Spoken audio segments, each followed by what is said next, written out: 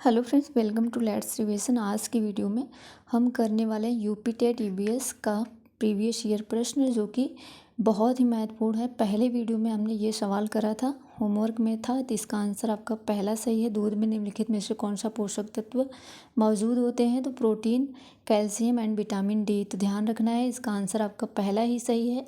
आज की इस 10 मिनट की वीडियो में नए सवाल बिल्कुल देखने को मिलेंगे। 10 मिनट के अंदर काफ़ी अच्छे कंटेंट, जितने प्रश्न नहीं है उससे कहीं ज़्यादा जो है कंटेंट है।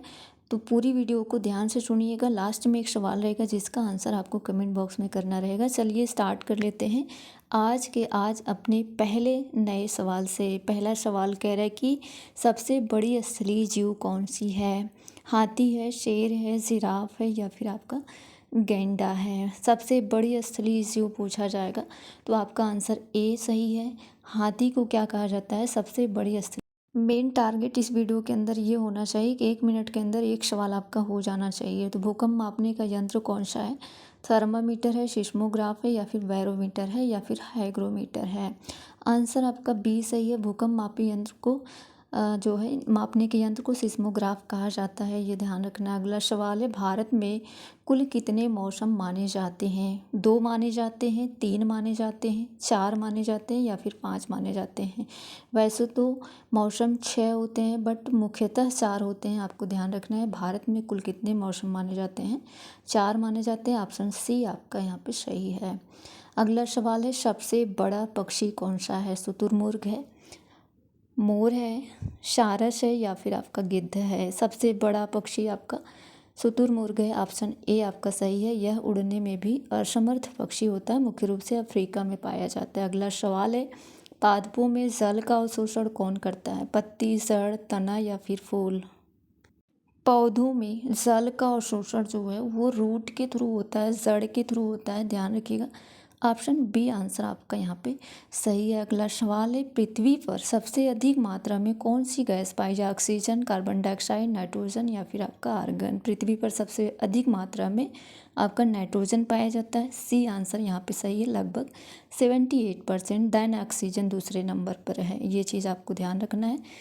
और ये रहा आज का अगला सवाल, रक्त का लाल रंग किसके कारण होता है? यानी जो रक्त है, ब्लड है, उसमें लाली का कारण क्या है?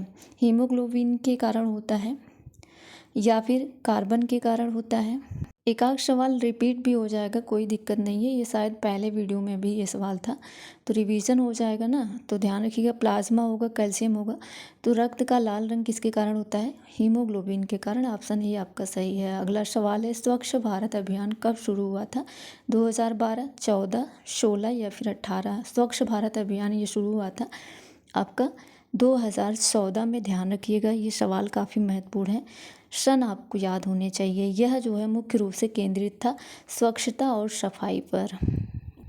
अगला सवाल है, दूध का परीक्षण किस यंत्र से किया जाता है?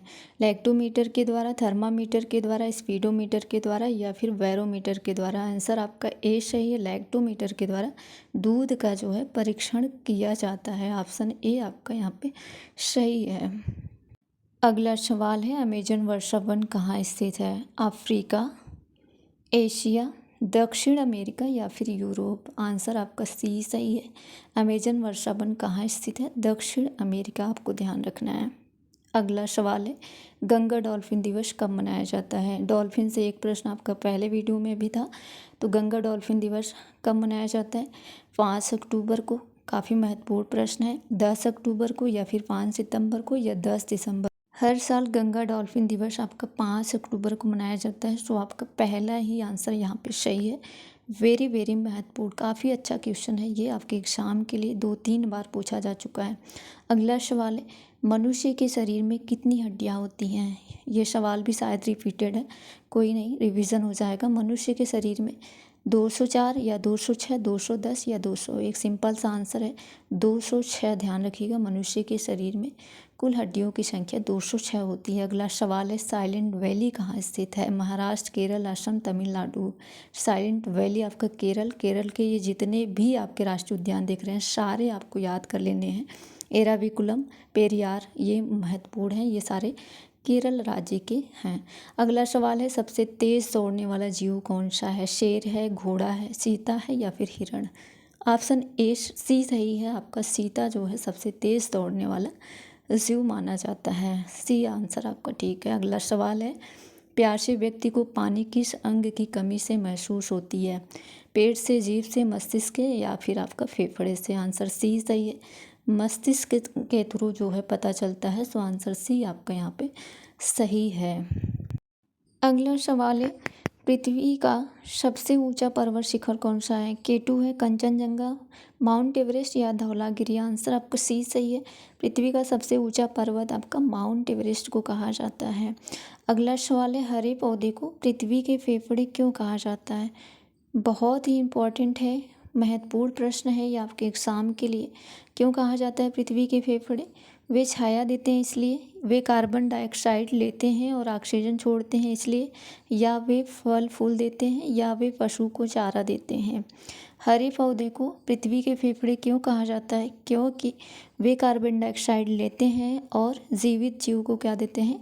ऑक्सीजन देते हैं, यानी ऑक्सीजन छोड़ते हैं। सो आंसर आपका बी आंसर यहाँ पे सही है। हरे पौधे को पृथ्वी के फेफड़े के रूप में जाना जाता है। काफ़ी महत्वपूर्ण प्रश्न आपके एग्ज़ाम के पॉइंट ऑफ व्यू से है।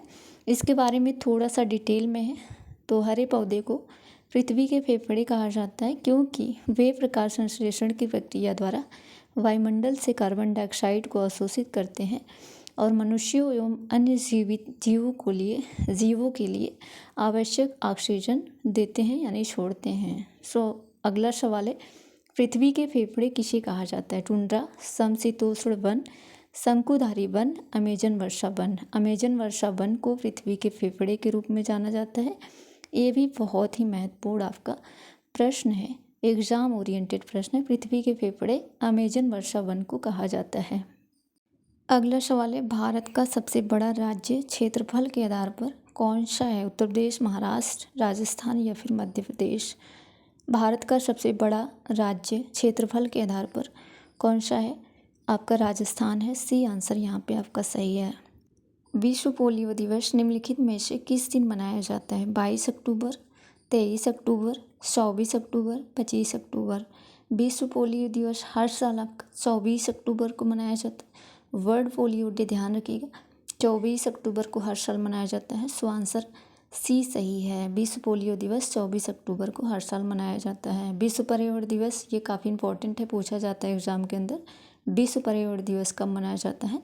तो हर साल 5 जून को मनाया जाता है। 5 जून आपको ध्यान रखना है। अगला सवाल है, कौन सा विटामिन सूर्य का विटामिन कहलाता है? Vitamin A, vitamin B, vitamin C, vitamin D? सूर्य का विटामिन किसे कहते हैं? विटामिन डी को कहते हैं। सुबह सुबह की जो पहली किरण होती है उससे विटामिन डी प्राप्त होता है। सो ऑप्शन आपका डी सही है। वर्ल्ड इन्वायरमेंट डे यानी विश्व पर्यावरण दिवस हर साल आपका 5 जून को मनाया जाता है। अगला सवाल है, भारत में श्वेत क्रांति का जनक किसे कहा जाता है? Doctor M S. स्वामीनाथन को, डॉक्टर नॉर्मन बोरलॉग को, डॉक्टर वर्गीज कुरियन को या फिर डॉक्टर विलियम गांधी? आंसर आपका यहाँ पे सी सही है। डॉक्टर वर्गीज कुरियन को श्वेत क्रांति का जनक कहा जाता है।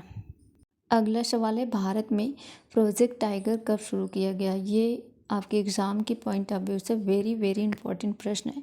1983, 1971, 1973, 1981? आंसर सी सही है, 1973। अगला सवाल है, भारत में राष्ट्रीय विज्ञान दिवस कब मनाया जाता है?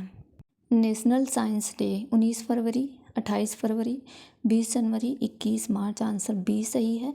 हर साल 28 फरवरी को राष्ट्रीय विज्ञान दिवस मनाया जाता है। नेशनल साइंस डे हर साल 28 फरवरी को मनाया जाता है। अगला सवाल है, भारत में राष्ट्रपिता के रूप में किसे जाना जाता है? महादेव गोविंद रानाडे, मोहनदास करमचंद गांधी, स्वामी विवेकानंद, भीमराव अंबेडकर? भारत में राष्ट्रपिता के रूप में किसे जाना जाता है? मोहनदास करमचंद गांधी जी को जाना जाता है। सो आंसर आपका बी सही है। भारत में राष्ट्रपिता के रूप में पूछा जाए तो आपको गांधी जी ध्यान रखना है, ऑप्शन बी सही है। अगला सवाल है, नीरज चोपड़ा ने स्वर्ण पदक किस खेल में जीते? डिस्कस थ्रो में, भाला फेंक में या फिर लंबी कूद में या फिर गोला फेंक में? इसका आंसर आपको कमेंट बॉक्स में करना है। ये आपका होमवर्क में सवाल है। चैनल पे पहली बार है, प्लीज़ सब्सक्राइब कर लीजिएगा जब तक आपका एग्ज़ाम नहीं हो जाता, क्योंकि इस चैनल के माध्यम से आपको डेली जो है 20 सवाल 30 सवाल देखने को मिलेंगे, जो कि काफ़ी अच्छे शानदार प्रश्न होंगे। Thank you and all the best.